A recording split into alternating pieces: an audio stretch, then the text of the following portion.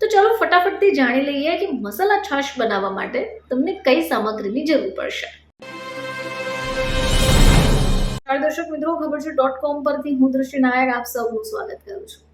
દર્શક મિત્રો, ઉનાળાની શરૂઆત થઈ ચૂકી છે અને આ દિવસોમાં આપણે જાણીએ છીએ કે પાણી ખૂબ મોટા પ્રમાણમાં પીવું જોઈએ। આ સિવાય ઘણા બધા લોકો છાશ પીવાનું પણ પ્રિફર કરશે। હવે ઉનાળાની સિઝન છે અને મસાલા છાશ જો પીવામાં આવે તો ખૂબ મજા પડી જાય, પરંતુ આ મસાલા છાશ તમે બહારથી લાવીને પીઓ એના કરતાં જો ઘરે જ બનાવીને પીશો તો એમાં પીવાની પણ મજા પડશે। તો ચાલો ફટાફટથી જાણી લઈએ કે મસાલા છાશ બનાવવા માટે તમને કઈ સામગ્રીની જરૂર પડશે।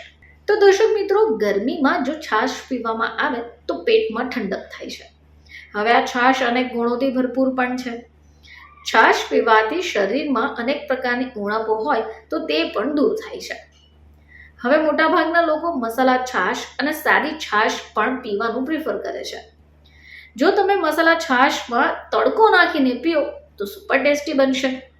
હવે આના માટે તમને જોઈશે દહીં, કાળું મીઠું, 2 કપ પાણી, બરફના ટુકડા, કાળા મરીનો પાવડર, 4 થી 5 ફુદીનાના પાન, જીરું પાવડર, તડકો કરવા માટે આખું જીરું, ચપટી હિંગ, ઘી અને 1 લીલું મરચું।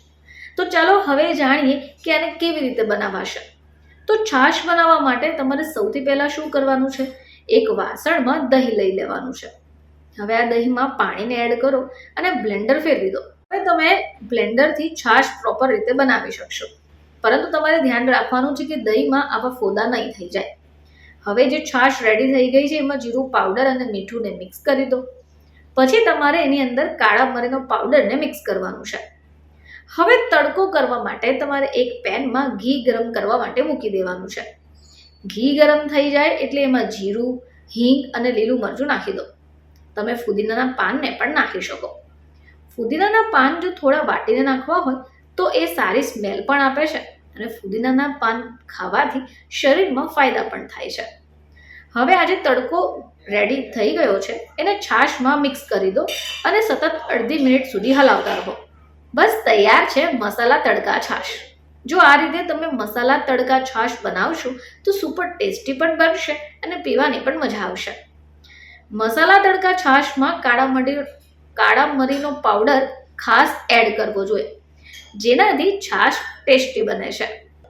તો ફરીથી તમારી સમક્ષ હાજર થઈશું, ત્યાં સુધી જોતા રહેજો ખબર છે .com।